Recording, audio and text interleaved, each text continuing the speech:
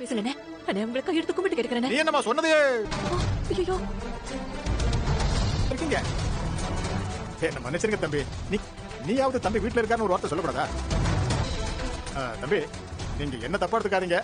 தம்பி அப்பா கிட்ட வலையப்பட்டி குமரேசன் விசாரிச்சேன் மட்டும். இடத்துல கையை நீட்டி காசு வாங்கிவிட்டு உங்க மையம் எப்படி அநியாயப்படுறான்னு பாத்தியலாத்த. அவளுக்கு வீரசின்னமா கோயிலுக்கு போயிருக்காங்க.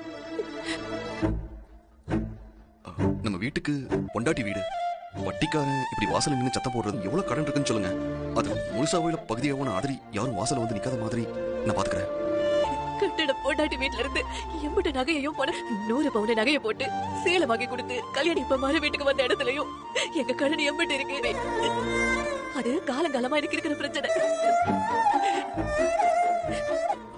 கடைசி வரைக்கும் கைவிட்டுறாம சந்தோஷமா இப்ப கூட நீங்க ஒரு குறையும் இல்லாம என் மகளை சந்தோஷமாதிரியே பாத்துக்கிறீங்க. தமிழ் சின்ன பிள்ளை தெரியும் தம்பி. கண்டிப்பா அப்படி இருக்காது. அதுக்கு ஒரு பெரிய ரொம்ப நன்றி தம்பி. நீங்க இதே அன்பை அவகிட்ட காட்டணும்னு கேட்டுக்கிறேன். அதே போல எதிர்காலத்துல என்ன பிரச்சனை வந்தாலும் கைவிடாம பாத்துக்கணும் தம்பி. எனக்கு அது போட்டோலாம் பாத்துட்டு இருக்கேன். பாட்டி எல்லாரையும் காப்பாத்துறதா. உங்களுக்கு ஞாபகம் இருக்கா? 4-5 நாள் உங்களை பார்க்க முடியறதே இல்ல. என்ன விஷயம் கூடி அதை சொல்லு. வேற எதுக்குங்க நான் உங்களை வர சொல்ல போறேன் சொல்றேன். இவ வேற சும்மா கல்யாணம் சாவடிச்சுக்கிட்டு ஊருக்கு போயிட்டு வந்து ஏன் என்ன பதில் சொல்றது உனக்கு தெரியாதா? வர எல்லா மாப்பிளையும் எப்படிங்க தட்டி கழிக்க முடியும்? எங்க அப்பா என்ன வேற யாருக்காவது கட்டி வச்சிருவாரோன்னு. இல்ல கொஞ்சம் பொறுமையா இரு. எப்படி இந்த வீட்டுல சொல்ல முடியும் சொல்லு. அது எல்லாத்தையும் நான் பேர் பண்ணிட்டு இருக்காத, புரியுதா?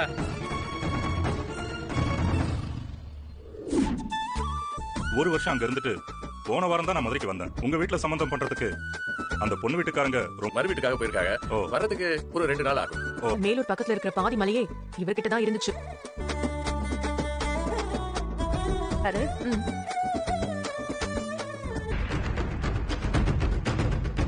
இல்ல நம்ம குறைஞ்சு போயிட்டோம். நாமே அவர் பொண்ணு கேட்டு பாத்துருவோம். கேட்டு பாப்பா. வணக்கம். வாங்க. வணக்கம்மா. வணக்கம். கேட்டுக்கிட்டு என்ன சொல்லுமா சொல்லு. இல்ல மாமா, அதே மாதிரி என் மகன் போஸுக்கும் யோசிச்சுட்டு தான் இருந்தேன். ஐயாவுக்கு ஆமா இல்ல உங்க வீட்டுல இன்னொரு பையன் இருக்கான்ல. நான் சம்பந்தம் பண்றதுக்கு உங்களை விட ஒரு நல்ல குடும்பத்தை சந்தோஷமா என் பொண்ணை கட்டி கொடுத்துட போறேன். இந்த ஒரு வார்த்தை போதும் எனக்கு. கூடிய சீக்கிரம் இங்க வந்துருவா. வந்த உடனே அவகிட்ட இந்த அப்ப நான் புறப்பட்டுமா?